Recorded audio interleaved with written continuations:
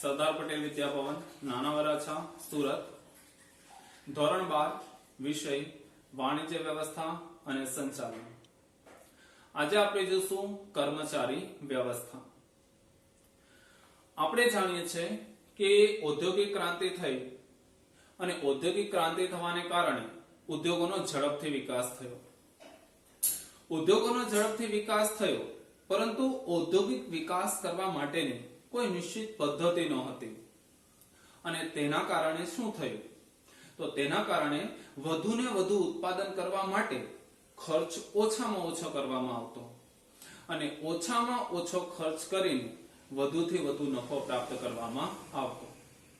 હવે ઓછા ખર્ચે વધુ નફો પ્રાપ્ત કરવાના કારણે જે એકમના કર્મચારીઓ છે તેનું મોટા પાયે શોષણ શરૂ થયું.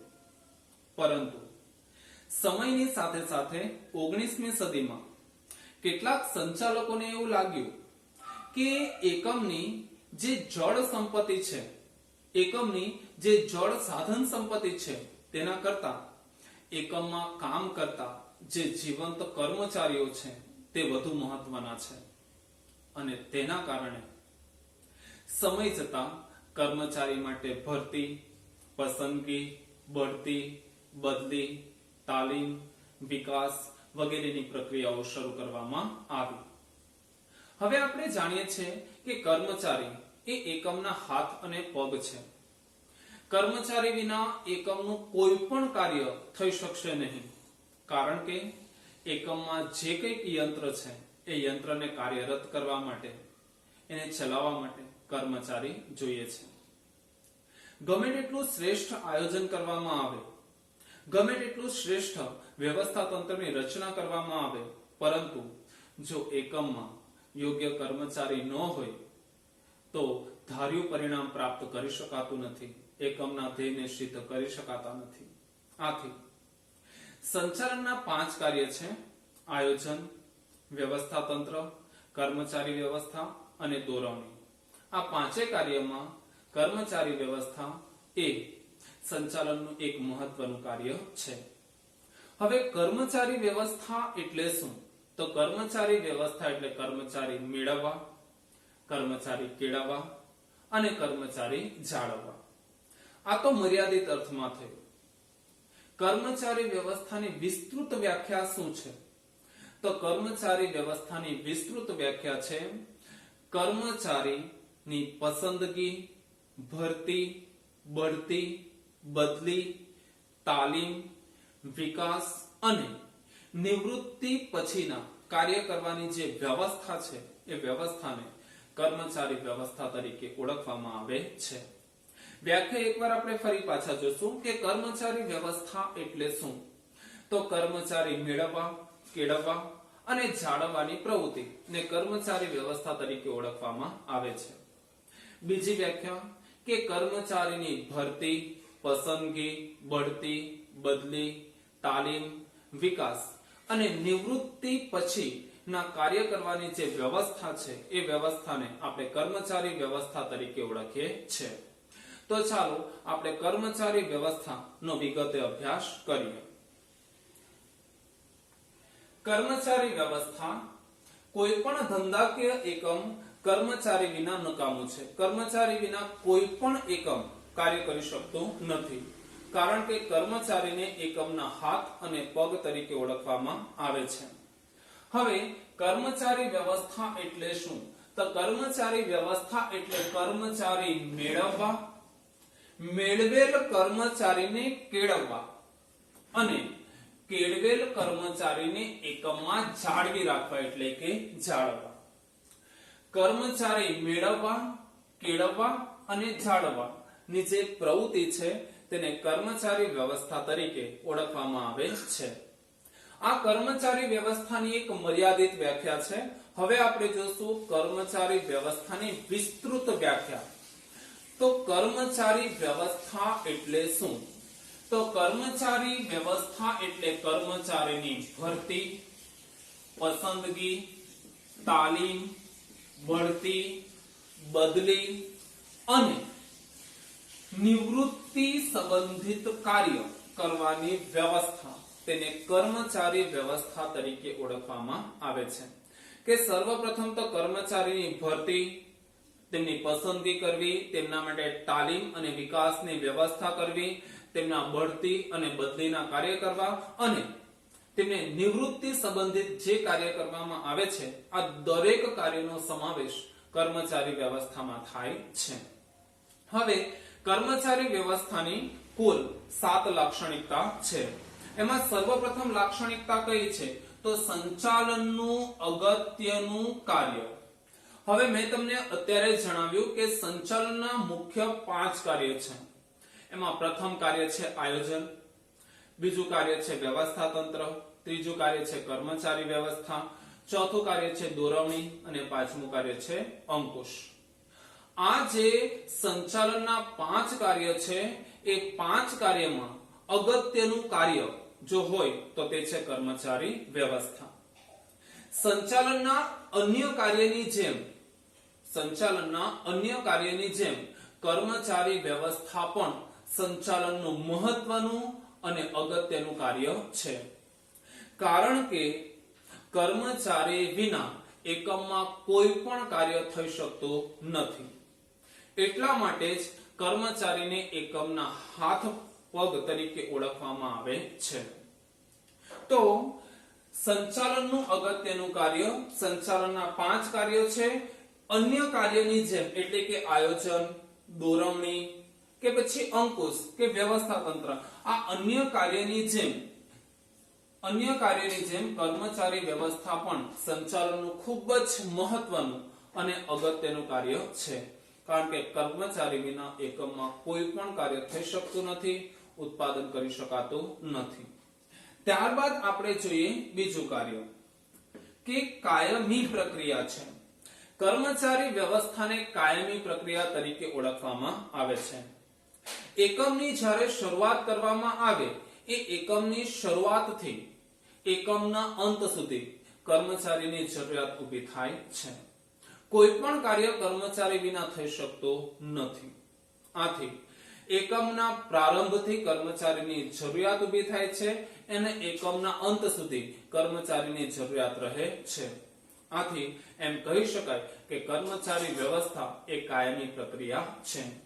કર્મચારી વ્યવસ્થાને કાયમી પ્રક્રિયા તરીકે ઓળખવામાં આવે છે. તો શા માટે? તો એકમની શરૂઆતથી એકમના અંત સુધી કર્મચારીની જરૂર પડે છે. કર્મચારી વિના એકમમાં કોઈ પણ કાર્ય કરી શકાતું નથી. આરંભથી અંત સુધી કર્મચારીની જરૂરિયાત ઊભી થાય છે. આથી કર્મચારી વ્યવસ્થાને કાયમી પ્રક્રિયા તરીકે ઓળખવામાં આવે છે. એનું બીજું કારણ એ છે કે ઘણીવાર શું થાય છે કે કર્મચારી એક એકમમાંથી બીજા એકમમાં જતા રહે છે, એટલે કે એકમની ફેરબદલી કરે છે. કેટલાક કર્મચારીઓ સમયાંતરે નિવૃત્ત થતા જાય છે. કેટલાક કર્મચારીઓ અકસ્માતના કારણે કે પછી અન્ય કોઈ પણ કારણસર મૃત્યુ પામે છે. કેટલાક કર્મચારીઓને બઢતી આપી દેવામાં આવે છે. આવા વિભિન્ન કારણોસર એકમમાં વારંવાર કર્મચારીની અછત સર્જાય છે કે કર્મચારીની જરૂરિયાત ઊભી થાય છે અને તેના કારણે સતત કર્મચારીની એકમમાં ભરતી કરવી પડે છે. આથી એમ કહી શકાય કે એકમના આરંભથી એકમના અંત સુધી કર્મચારીની જરૂરિયાત પડતી હોવાથી કર્મચારી વ્યવસ્થા ને કાયમી કાર્ય તરીકે, કાયમી પ્રવૃત્તિ તરીકે ઓળખવામાં આવે છે. ત્યારબાદ આવે છે માનવ સંબંધ સાથે નિસ્બત. હવે એકમમાં આપણે જાણીએ છીએ કે એકમમાં જમીન, મૂડી, યંત્ર કે વાહન વ્યવહારના સાધનો, આ અનેક પ્રકારની સાધન સામગ્રીનો ઉપયોગ થાય છે.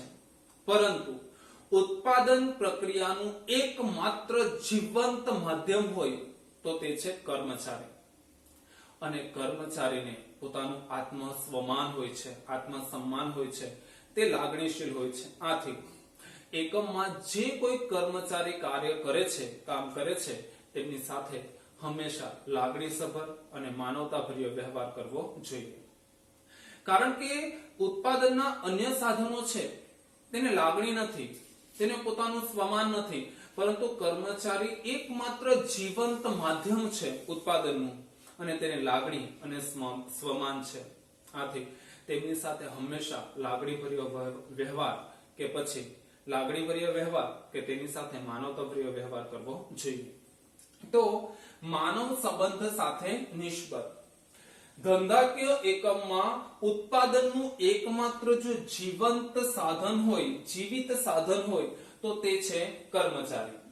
અને કર્મચારીને પોતાની લાગણી છે, કર્મચારીને પોતાનું સ્વમાન હોય છે. આથી એકમના સંચાલકોએ એકમના દરેક કર્મચારી સાથે માનવતા ભર્યું તેમજ લાગણી ભર્યો વ્યવહાર કરવો જોઈએ, જેથી કર્મચારીને એકમમાં જાળવી શકાય લાંબા સમય સુધી અને તેમનામાં જે કૌશલ્ય રહેલું છે, તેમનામાં જે જ્ઞાન રહેલું છે તેનો લાભ પ્રાપ્ત કરી શકાય. ત્યારબાદ આપણે જોઈએ તો પ્રવૃત્તિ ગતિશીલ બને છે. એકમની પ્રવૃત્તિ ગતિશીલ બને છે, એકમની પ્રવૃત્તિ ઝડપી બને છે, એકમના દરેક કાર્ય ઝડપી બને છે જો એકમમાં યોગ્ય લાયકાત ધરાવતા, યોગ્ય જ્ઞાન ધરાવતા, યોગ્ય આવડત ધરાવતા, યોગ્ય બુદ્ધિ ધરાવતા, યોગ્ય કૌશલ્ય ધરાવતા જો કર્મચારી હોય તો એકમની દરેક પ્રવૃત્તિ, ઉત્પાદન પ્રવૃત્તિ છે, વેચાણ પ્રવૃત્તિ છે, ખરીદ પ્રવૃત્તિ છે, આ એકમની દરેક પ્રવૃત્તિ ગતિશીલ એટલે કે ઝડપી બને છે. એટલે એકમમાં યોગ્ય આવડત, લાયકાત, જ્ઞાન, કૌશલ્ય, બુદ્ધિ ધરાવતા કર્મચારી હોવા જોઈએ કે જેથી એકમની પ્રવૃત્તિ ઝડપી અને સરળ બને. તો પ્રવૃત્તિ ગતિશીલ બને છે. યોગ્ય લાયકાત, યોગ્ય આવડત, કૌશલ્ય અને જ્ઞાન જે કર્મચારી છે એ કર્મચારીમાં યોગ્ય લાયકાત હોય, તેમની પાસે આવડત હોય, કૌશલ્ય હોય, જ્ઞાન હોય તો તેના કારણે જે ધંધાકીય એકમ છે તેની ખરીદ પ્રવૃત્તિ, વેચાણ પ્રવૃત્તિ, ઉત્પાદન પ્રવૃત્તિ, હિસાબી પ્રવૃત્તિ આ દરેક પ્રવૃત્તિ સરળ અને ઝડપી બની જાય છે. આથી કહી શકાય કે કર્મચારી વ્યવસ્થાના કારણે એકમની દરેક પ્રવૃત્તિ ગતિશીલ એટલે કે ઝડપી બને છે. ત્યારબાદ આપણે જોઈએ તો અન્ય કાર્ય સાથે સંબંધ.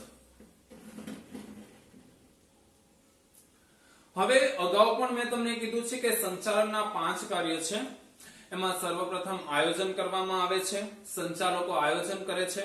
આયોજનને પાર પાડવા માટે વ્યવસ્થા તંત્રની રચના કરવામાં આવે છે અને વ્યવસ્થા તંત્રની રચના થઈ ગયા બાદ કર્મચારી વ્યવસ્થા કરવામાં આવે છે. જે કર્મચારી છે એ કર્મચારીને માર્ગદર્શન આપવામાં આવે છે તેને દોરવણી કહેવાય છે અને કર્મચારી ઉપર જ અંકુશ લાદવામાં આવે છે. આથી કર્મચારી વ્યવસ્થા એ એકમના અન્ય જે કાર્ય છે, સંચાલનના જે અન્ય કાર્ય છે, આયોજન, વ્યવસ્થા તંત્ર, દોરવણી અને અંકુશ, આ સંચાલનના અન્ય કાર્યો સાથે સીધો સંબંધ ધરાવે છે કે સંચાલનના દરેક કાર્ય, આયોજન, વ્યવસ્થા તંત્ર, દોરવણી, અંકુશ આ સંચાલનના દરેક કાર્ય સાથે કર્મચારી વ્યવસ્થા એ સંબંધ ધરાવે છે. પછી વિસ્તૃત પ્રવૃત્તિ છે. હવે કર્મચારી વ્યવસ્થાને વિસ્તૃત પ્રવૃત્તિ શા માટે કહેવામાં આવે છે? તો કર્મચારી વ્યવસ્થામાં સર્વપ્રથમ તો શું કરવામાં આવે કે ભરતી કરવામાં આવે અને ભરતી કર્યા બાદ કર્મચારીની પસંદગી કરી લેવામાં આવે. પરંતુ કર્મચારીની ભરતી અને પસંદગી કર્મચારી મેળવી લેવાથી કર્મચારી વ્યવસ્થાનું કાર્ય પૂર્ણ થઈ જતું નથી. જે કર્મચારી મેળવવામાં આવ્યા છે એ કર્મચારીને તાલીમ આપીને તેમને કેળવવા પડે છે અને જે કેળવેલા કર્મચારીઓ છે એ કેળવેલા કર્મચારીઓને જાળવવા પણ પડે છે. આમ કર્મચારી વ્યવસ્થા એટલે માત્ર કર્મચારી મેળવવા નહીં પરંતુ મેળવેલ કર્મચારીને કેળવવા અને કેળવેલ કર્મચારીને એકમમાં જાળવી રાખવાની પ્રવૃત્તિ છે. આથી કર્મચારી વ્યવસ્થા એક વિસ્તૃત વ્યવસ્થા છે. માત્ર કર્મચારીની ભરતી કરી દેવાથી કે પસંદગી કરી દેવાથી કાર્ય પૂર્ણ થઈ જતું નથી. જે કર્મચારીઓ છે એ કર્મચારીઓ માટે તેમને કેળવણી આપવા માટે તાલીમ અને વિકાસની વ્યવસ્થા કરવી પડે, તેમનો આત્મવિશ્વાસ વધે તે માટે તેમને બઢતી આપવી પડે, તો તેમના માટે પેન્શનનું કાર્ય કરવું પડે. આવા વિવિધ કાર્યોનો સમાવેશ કર્મચારી વ્યવસ્થામાં થાય છે. આથી કર્મચારી વ્યવસ્થા એક વિસ્તૃત પ્રક્રિયા છે, એક લાંબી પ્રક્રિયા છે જેમાં કર્મચારી મેળવી લીધા બાદ તેને કેળવવા અને જાળવવામાં આવે છે. તો વિસ્તૃત પ્રવૃત્તિ છે. કર્મચારી વ્યવસ્થા માત્ર કર્મચારી મેળવવાની પ્રવૃત્તિ નથી, પરંતુ જે કર્મચારી મેળવ્યા છે એ મેળવેલ કર્મચારીને કેળવવાના છે અને કેળવેલ કર્મચારીને જાળવવાના પણ હોય છે. ત્યારબાદ આપણે જોશું કે મૂડી ખર્ચ. કર્મચારી ઉપર કરેલો ખર્ચ એ ધંધાનો ખર્ચ ગણી શકાય નહીં. કર્મચારી ઉપર કરેલો ખર્ચ એ રોકાણ, મૂડી ખર્ચ એટલે કે રોકાણ ગણાય છે, જેનો લાભ એકમને ભવિષ્યમાં પ્રાપ્ત થાય છે. એ એક પ્રકારનું રોકાણ છે. જો યોગ્ય કર્મચારી હશે, લાયકાત, આવડત, કૌશલ્ય ધરાવતા કર્મચારી હશે તો એકમનો વિકાસ થશે. એકમનો વિકાસ થવાની સાથે સાથે જ જે એકમના ધ્યેય છે એ ઝડપથી સિદ્ધ થઈ શકશે. એકમના ધ્યેય ઝડપથી સિદ્ધ થાય છે તેની સાથે એકમના જે નફો છે એ નફામાં વધારો થશે. એટલે યોગ્ય કર્મચારી હોય તો શું થાય? તો યોગ્ય કર્મચારી હોવાથી ભવિષ્યમાં લાભ પ્રાપ્ત કરી શકાય છે. આથી કર્મચારી વ્યવસ્થાને મૂડી ખર્ચ ગણી શકાય છે, એટલે કે ભવિષ્ય માટેનું રોકાણ છે. મૂડી ખર્ચ કર્મચારીની ભરતી, કર્મચારીની પસંદગી, કર્મચારીની બઢતી, કર્મચારીની બદલી કે કર્મચારીના વિકાસ પાછળ જે કંઈ ખર્ચ કરવામાં આવે છે તે ખર્ચને ધંધાનો ખર્ચ ન ગણતા તેને મૂડી ખર્ચ એટલે કે ભવિષ્ય માટેનું રોકાણ ગણી શકાય છે, જેનો લાભ ભવિષ્યમાં પ્રાપ્ત કરી શકાય છે. તો આ છે કર્મચારી વ્યવસ્થાની લાક્ષણિકતા. આપણે ફરી એકવાર ઝડપથી કર્મચારી વ્યવસ્થાની લાક્ષણિકતા જોઈ જશું. તો સર્વપ્રથમ છે સંચાલનનું અગત્યનું કાર્ય. સંચાલનના 5 કાર્ય છે અને આ 5 કાર્યમાં આયોજન, વ્યવસ્થાતંત્ર, દોરવણી અને અંકુશની જેમ જ કર્મચારી વ્યવસ્થા પણ અગત્યનું કાર્ય છે. મુદ્દા નંબર 2, કાયમી પ્રક્રિયા.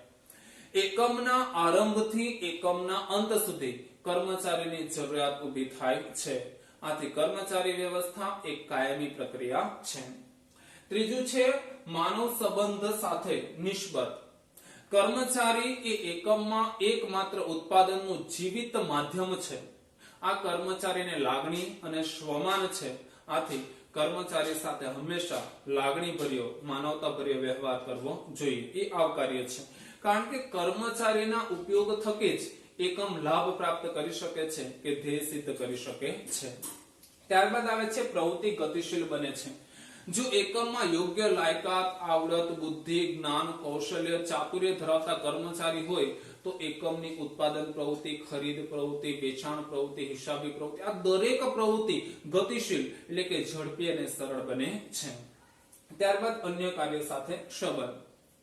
સંચાલનના આયોજન, વ્યવસ્થાતંત્ર, દોરવણી, અંકુશ અને સંકલન આ અન્ય કાર્યની સાથે કર્મચારી વ્યવસ્થા એ સીધો સંબંધ ધરાવે છે. વિસ્તૃત પ્રક્રિયા છે. કર્મચારી વ્યવસ્થા એટલે શું? માત્ર કર્મચારી મેળવી લેવા ત્યાંથી પૂર્ણ થઈ જતું નથી. જે મેળવેલા કર્મચારી છે એને જાળવવા પડે અને જાળવેલા કર્મચારીને કેળવવા પણ પડે છે. તેમના માટે બધી જ વ્યવસ્થા કરવી પડે છે. આથી કર્મચારી વ્યવસ્થા એ એક નાની પ્રક્રિયા નથી, ખૂબ જ વિશાળ વિસ્તૃત પ્રક્રિયા કહી શકાય છે. અને મૂડી ખર્ચ. કર્મચારીની ભરતી, કર્મચારીની પસંદગી, કર્મચારીની તાલીમ, તેમનો વિકાસ, કર્મચારીની બઢતી કે પેન્શન પાછળ જે કંઈ ખર્ચ કરવામાં આવે છે એને ધંધાનો ખર્ચ ગણવામાં આવતો નથી, પરંતુ તે મૂડી ખર્ચ એટલે કે ભવિષ્ય માટેનું રોકાણ છે, જેનો લાભ ભવિષ્યમાં પ્રાપ્ત કરી શકાય છે. તો આ રીતે આપણે આજે જોયું કર્મચારી વ્યવસ્થાની લાક્ષણિકતા. હવે પછીના પીરિયડમાં આપણે જોશું કર્મચારી વ્યવસ્થાનું મહત્વ. અસ્તુ.